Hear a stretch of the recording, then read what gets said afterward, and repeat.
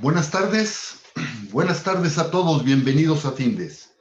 Son las 18 horas, día 17 de diciembre. Damos inicio a la transmisión del webinario que tenemos programado para esta ocasión en materia de subcontratación 2021, outsourcing 2021, que tenemos programado para ustedes. Soy Emilio Villalobos, directivo de la Fundación, y les agradezco la oportunidad que nos brindan de dirigirnos a todos ustedes. Me acompaña el profesor Vicente Romero Saiz, especialista en Findes en el área contable y fiscal, a quien me permito presentar sucintamente como contador público certificado en el Instituto Mexicano de Contadores Públicos.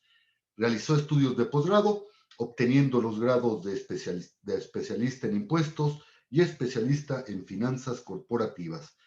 Actualmente es socio director de su propia firma Romero Saiz y Asociados Consultores de Negocios, y actualmente es el jefe del Departamento de Estudios Fiscales e instructor en esta fundación.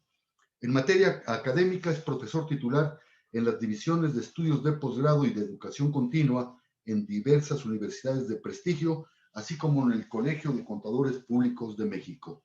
Cuenta con diversas ediciones en materia fiscal y laboral, así como es articulista en diversos medios. Antes de ceder la palabra a don Vicente, se les hace una atenta invitación a que formulen sus preguntas, nos den sus sugerencias, sus comentarios, y al término de la plática dispondremos de algunos minutos para atenderlas. Don Vicente, buenas tardes. ¿Podemos iniciar, por favor?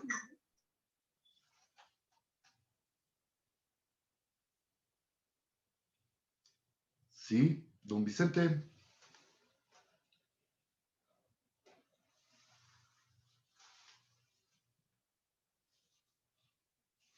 Permítanos un momento, por favor.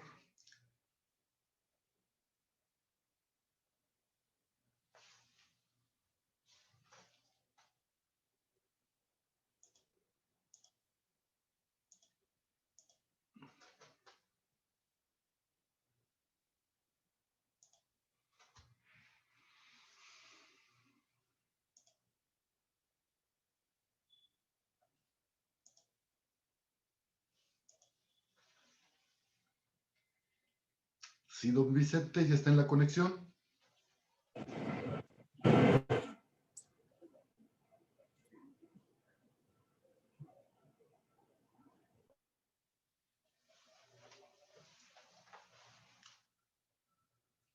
Ya tiene el host, don Vicente.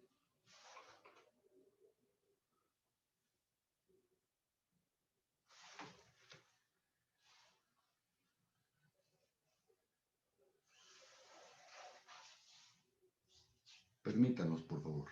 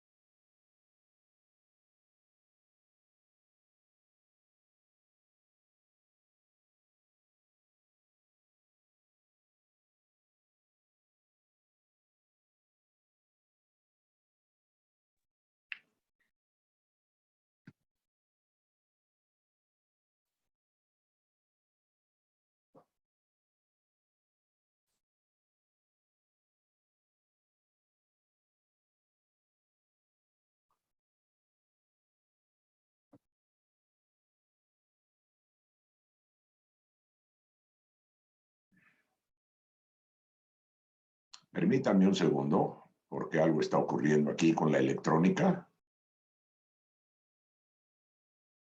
Aquí estamos. Muy bien. Lo primero es que se prohíbe la subcontratación. Así de sencillo. Esto, evidentemente, en la Ley Federal del Trabajo, esta figura de subcontratación que estará prohibida una vez que se apruebe la iniciativa y que ha venido consistiendo en que una persona llamada contratista, ya sea persona física o moral, le proporcione a otra denominada contratante personas, o más bien las ponga a su disposición en beneficio de esta última. Por lo tanto, esta es la primera muy importante reforma. Existe en la iniciativa este esquema de prohibir esta figura. Evidentemente, lo único que está autorizado en la iniciativa para efectos de la Ley Federal del Trabajo será la contratación de servicios u obras de carácter eminentemente especializado. ¿Qué significa hablar de servicios o de obras especializados? Y entonces esto implica que el contratante no podrá contratar personas que lleven a cabo las actividades en donde se cierne su objeto social. Por ende, la única figura permitida, una vez aprobada la iniciativa, será que el prestador del servicios, o llamado contratista, ponga a disposición de otro personas, pero únicamente, insistimos, para realizar servicios o trabajos de carácter especializado. Para ello, va a existir una responsabilidad solidaria por parte del prestatario de los servicios, es decir, del contratante, en el evento de que el prestador de los mismos incumpla cualquiera de sus obligaciones. Para esto, estos prestadores de servicios de carácter especializado deberán acreditar que cuentan con una autorización emitida por la Secretaría del Trabajo y Previsión Social, la cual tendrá que ser refrendada cada 3 años. Estas son las primeras características que estamos encontrando en esta importantísima reforma.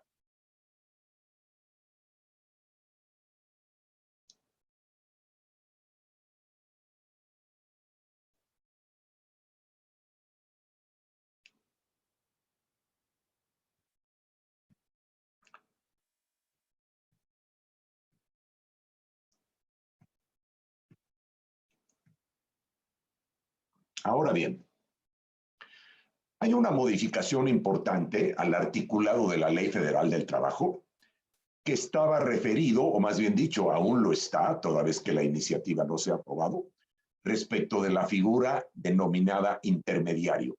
Ahora esta va a tener una connotación muy clara que vamos a asimilar a lo que todos conocemos como agencias de colocación. Por lo tanto, en este caso, este intermediario únicamente va a intervenir en el proceso de contratación de personal. Ya no va a señalar la ley, como lo hace actualmente, de que el intermediario contrata, de ninguna manera. Ahora solamente se establece que interviene en el proceso de contratación. Es decir, es verdaderamente un mediador entre aquel que ofrece empleo y aquel que lo demanda. Desde luego, se hace una adición al artículo respectivo en el sentido de que los servicios que van a prestar estos intermediarios pueden incluir el reclutamiento, la selección, la capacitación, el entrenamiento, etcétera, etcétera. Pero la función básica y fundamental del intermediario es, como ya señalamos, intervenir como mediador en el proceso de contratación.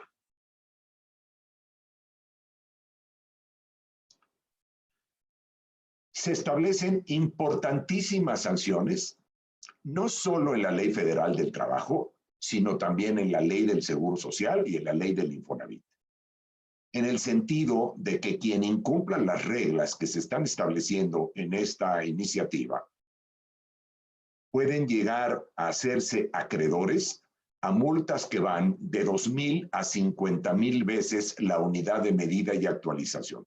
Es decir, a pesos actuales de lo que equivale la UMA hoy por hoy, estas multas pueden ir entre 173,000 pesos y 4.3 millones de pesos, que evidentemente son muy, muy representativas. Estas sanciones serán impuestas con independencia de las distintas responsabilidades a que hubiera lugar de conformidad con la legislación aplicable. Es decir, para estos fines, atendiendo a que la Secretaría del Trabajo y Previsión Social estará muy atenta al cumplimiento de estas disposiciones, en su caso, esta propia Secretaría dará vista de los hechos que sean determinados a las autoridades competentes a efecto de aplicar lo que corresponda. Es más, como veremos más adelante, hay una parte de la iniciativa que contempla considerar que cuando se haga un uso simulado de esta figura, evidentemente será equiparable al delito de defraudación fiscal. Por lo tanto, esto es verdaderamente importante. Ahora bien, hemos hablado que esta iniciativa va a tener impactos no solamente en la Ley Federal del Trabajo, sino también en materia fiscal, empezando por el Código Fiscal de la Federación, en el sentido de que se añade un artículo nuevo al código, el 15D concretamente, en donde se establece que los servicios de subcontratación no se consideran de carácter estricto e indispensable para el contratante y por lo tanto, pues esto va a tener implicaciones, primero, para efectos de la ley del impuesto sobre la renta, atendiendo que el propio código señala que no son considerados estrictamente indispensables, eso implica que no podrán tomar la deducción. Y evidentemente, eso tiene una vinculación con la ley del impuesto al valor agregado. No olvidemos que hay vasos comunicantes entre la ley de renta y la ley del IVA, en el sentido de que cuando una partida no se considera deducible para efectos de impuesto sobre la renta, en automático se perderá el derecho de acreditar el impuesto al valor agregado que le haya sido trasladado al contratante. Luego, entonces, aquí tenemos esta vinculación con implicaciones muy importantes para aquellas personas que llegaran a seguir usando esta figura, que evidentemente no será deducible y por lo tanto tampoco tendremos el derecho de acreditarlo.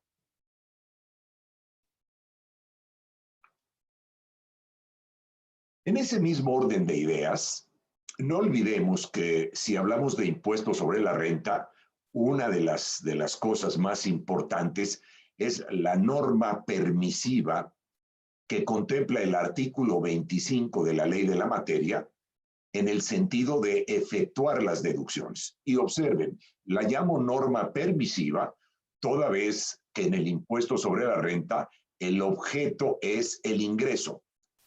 Evidentemente, aun cuando la base del impuesto eventualmente puede ser la utilidad, no olvidemos que el hecho imponible es el ingreso. Consecuentemente, estas deducciones son una norma permisiva. Pero no por ello le vamos a restar importancia. Y entonces, en este sentido, no hay que olvidar que toda deducción para fines de la ley del impuesto sobre la renta está sujeta a la observación de una multiplicidad de requisitos. Hoy por hoy, la ley del impuesto sobre la renta, en su artículo 27, contempla 22 fracciones.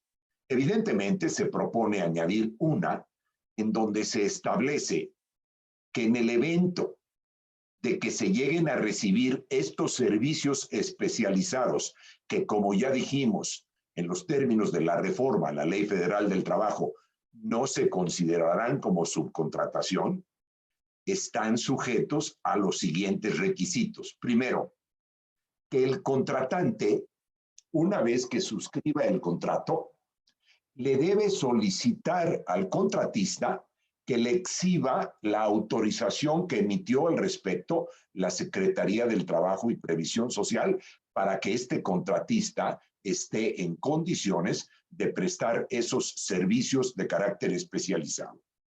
En segundo lugar, el contratista estará obligado a exhibirle al contratante los comprobantes fiscales digitales relativos a la nómina de esos trabajadores que están bajo su subordinación y que evidentemente estarán prestando servicios de carácter especializado.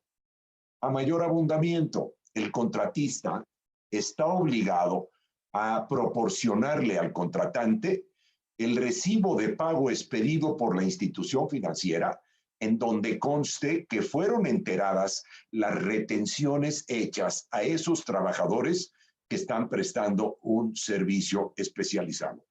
Y, por supuesto, deberá también aportarle al contratante una copia en donde conste que ha cubierto en tiempo y forma las cuotas obrero-patronales ante el Instituto Mexicano del Seguro Social y las aportaciones correspondientes ante el Infonavit. Luego, entonces, con esto estamos viendo que se va redondeando toda esta playa de limitaciones que se van a imponer ante esta figura.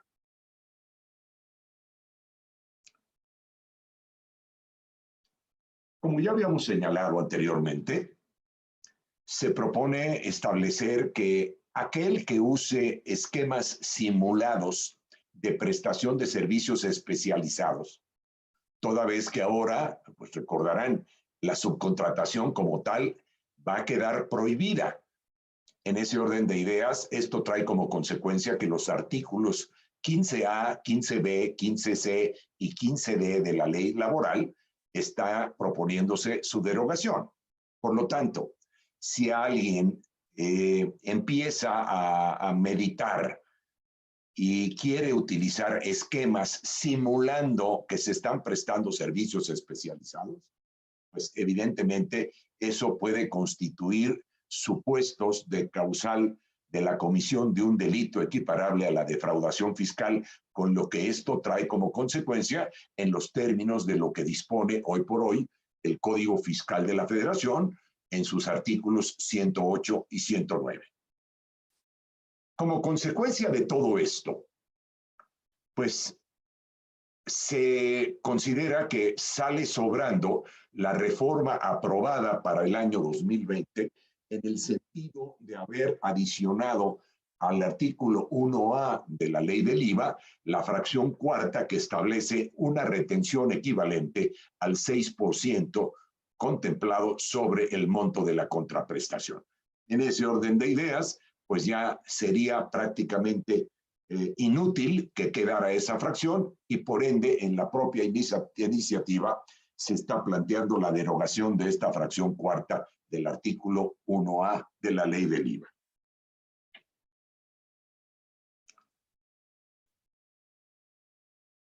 No olvidemos que la ley del Seguro Social y la ley del Infonavit también tienen implicaciones en esta figura.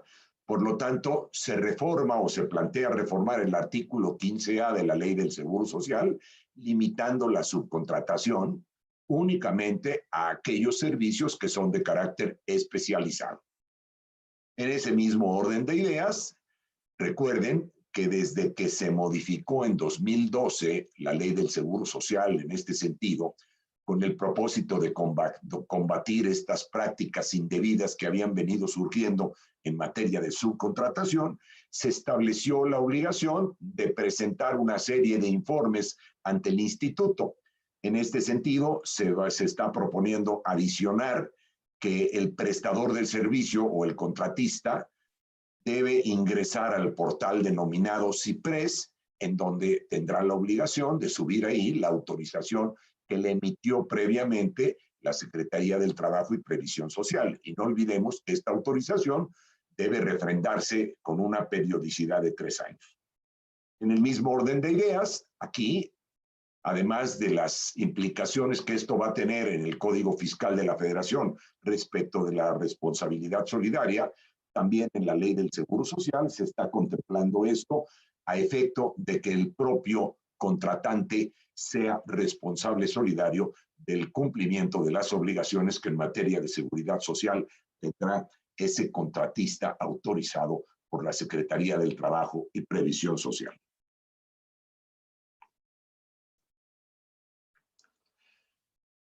Como ya les había yo anticipado, esta iniciativa con proyecto de decreto fue presentada por López Obrador el día 12 de noviembre pasado.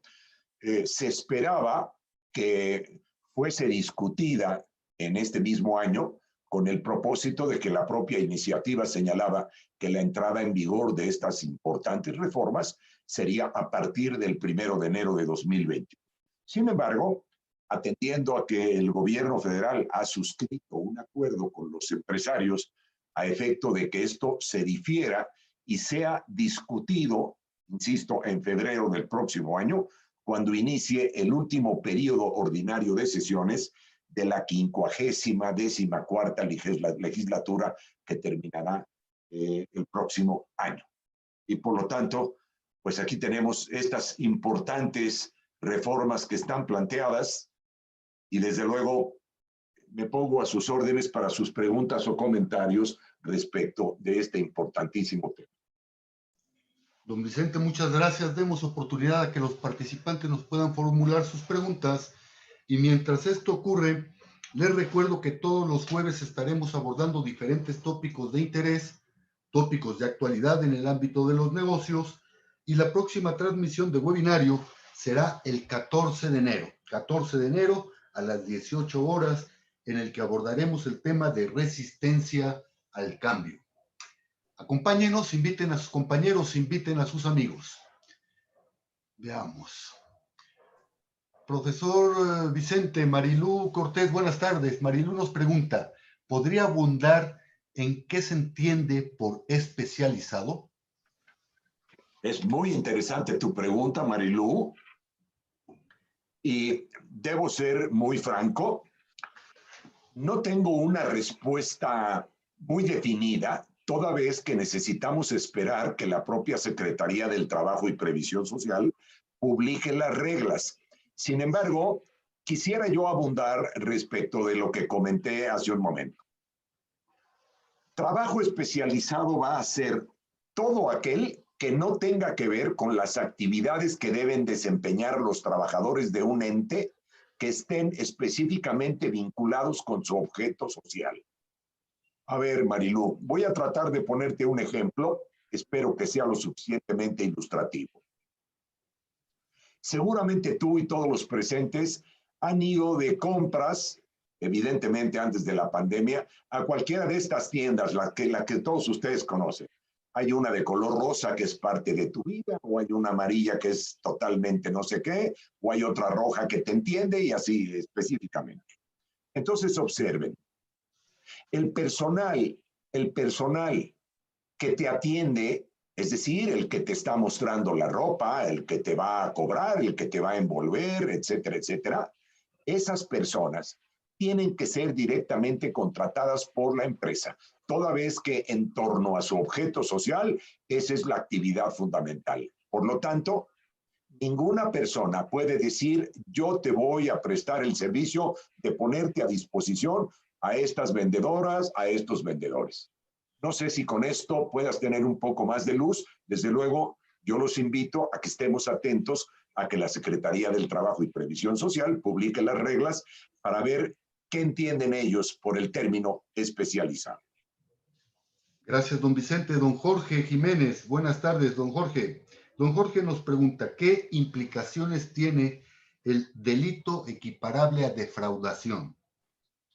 Bueno, no olvidemos que el delito equiparable a defraudación puede llegar a tener penas hasta de 9 años de prisión. Entonces, eso es muy importante, ¿no? No olviden ustedes que, Jorge, no olvides que en el artículo 108 del propio Código Fiscal de la Federación se establece claramente en qué consiste el delito de defraudación fiscal, que además, independientemente de que fue reformado de manera muy importante para 2020, bueno, pues no omito señalar que las penas pueden llegar hasta 9 años de prisión. Gracias, don Vicente. Nuevamente, Marilú nos pide una explicación. Estas implicaciones de que no tengan carácter deducible en su momento, por la subcontratación de personal afectan el coeficiente de utilidad? Bueno, evidentemente afectan el coeficiente de utilidad porque si yo tengo una partida no deducible, la utilidad fiscal será mayor y consecuentemente el coeficiente también lo será. ¿Qué Ahora, significa para el recordemos, siguiente año? sí quisiera yo abrir un paréntesis aquí. Recuerden, lo que no va a ser deducible es la subcontratación como tal. Pero no olvidemos que formando parte de la reforma se establece que la prestación de servicios especializados no se considera subcontratación. Entonces, una persona que contrate a alguien que tenga personas que van a llevar a cabo servicios de carácter especializado, eso va a ser deducible toda vez que la propia reforma establece que eso de ninguna manera implica subcontratación. Entonces, lo que no va a ser deducible es cuando una persona subcontrate personas que le presten servicios, pero que no serán especializados. Entonces, en ese caso no será deducible. Si estoy recibiendo del contratista servicios especializados, cumpliendo con todos estos requisitos a los que me referí, es decir, que el contratista me exhiba su autorización y me dé copia de los CFDIs y me muestre las declaraciones en donde enteró las retenciones y me demuestre que ha cumplido con las aportaciones de seguridad social, no habrá ningún problema para deducirlo y consecuentemente no tendrá implicaciones en el coeficiente. Gracias, don Vicente. Don Saturnino, buenas tardes. Nos pregunta, ¿qué sucede con un grupo de empresas en el cual un número reducido de colaboradores realiza los servicios administrativos de todas las empresas? ¿Cómo podría estar contratadas por cada una de ellas? Pues evidentemente con una relación de subordinación clara. Eso no va a poder subcontratarse, Saturnino. Porque a mi entender, y aun cuando acabo de señalar que todavía no tenemos claro qué significa servicio especializado, pues yo entiendo que una persona que está prestando el servicio de administración no necesariamente se puede entender como especializado. Por lo tanto, tendrá que ser empleado del contratante, directamente una relación de subordinación entre el contratante y el empleado. Jorge Luis, buenas tardes, Jorge Luis. ¿El esquema especializado podría ser incluso un asimilado? Yo creo que no. El asimilado no, por la simple y sencilla razón de que quien va a prestar el servicio especializado es una persona física o moral que tenga trabajadores a su servicio. Si estamos hablando de un asimilado, no hay relación de subordinación. Por lo tanto, en mi opinión, no creo que eso pueda ser viable. Magdalena, buenas tardes. Entonces, en el insourcing también tendrán que desaparecer.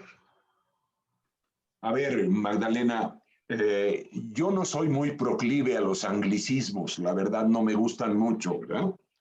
Sin embargo, esto que tú mencionas de insourcing, si me permites, en México nunca se ha permitido ni el outsourcing ni el insourcing. O sea, ¿esto qué significa?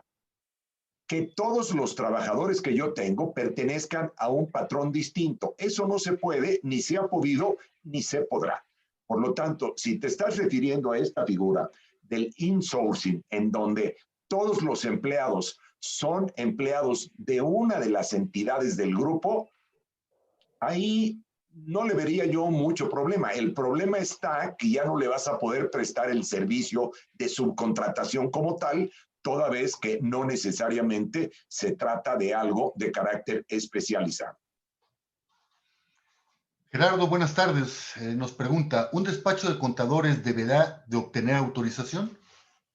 No, porque un despacho de contadores públicos no pone a disposición de otras personas al personal para que realice actividades especializadas. El hecho de que un contador público esté haciendo la auditoría de un cliente, pues va a mandar a sus auditores, pero eso no quiere decir que esos auditores estén a disposición del cliente, siguen a disposición del despacho, por lo tanto, no se materializa en este caso esta figura de servicios de carácter especializado. Pues bien, vamos a concluir con la transmisión de este webinario. Les invitamos el próximo jueves 14 de enero a las 18 horas para abordar el tema de resistencia al cambio. Bien, son las 18 horas con 30 minutos, día 17 de diciembre. Damos por concluido el desarrollo de este webinario. Don Vicente, muchas gracias a todos los asistentes y hasta luego. Al contrario, don Emigdio, muchas gracias a usted, muchas gracias a todos. Feliz Navidad.